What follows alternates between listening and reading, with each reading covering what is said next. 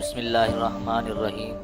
السلام علیکم ناظرین، جاوید ٹی وی پر سبھی دیکھنے والوں کو خوش آمدید۔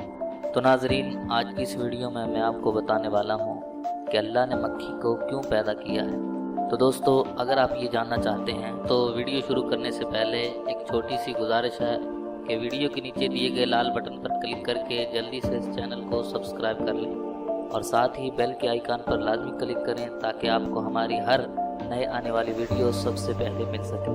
تو چلیے شروع کرتے ہیں۔ کہتے ہیں کہ خراسان کا بادشاہ شکار کھیل کر واپس آنے کے بعد تخت پر بیٹھا ہوا تھا۔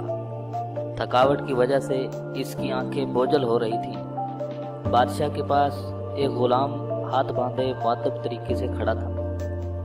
بادشاہ کو سخت نیند آئی ہوئی تھی، مگر جب بھی اس کی آنکھیں بند ہوتی تو ایک مکھی آ کر اس کی ناک پر بیٹھ جاتی۔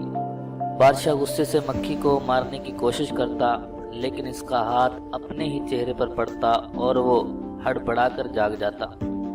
ناظرین، جب 2-3 دفعہ ایسا ہوا تو بادشاہ نے غلام سے پوچھا کہ تمہیں پتہ ہے کہ اللہ نے مکھی کو کیوں پیدا کیا ہے؟ اس کی پیدائش میں اللہ کی کیا حکمت پوشیدہ ہے؟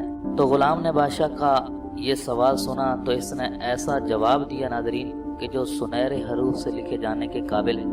غلام نے یہ جواب دیا کہ بادشاہ سلامت، اللہ نے مکھی کو اس لیے پیدا کیا ہے کہ بادشاہوں اور سلطانوں اور بڑے بڑے حکماء کو یہ احساس ہوتا رہے کہ بعض اوقات ان کا زور ایک مکھی پر بھی نہیں چلتا اور ساری کائنات کا خالق اور مالک صرف اور صرف اللہ تبارک و تعالی کی ذات ہے اور یہ ان کی حکمرانی عارضی حکمرانی ہے۔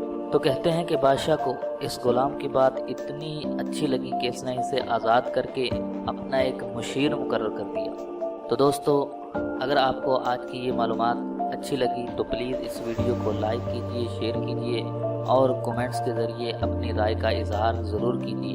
تو آج کی اس ویڈیو میں بس اتنا ہی، تو ملتے ہیں اگلی ویڈیو میں انشاءاللہ۔ تب تک کے لیے اجازت دیجیے، اللہ حافظ۔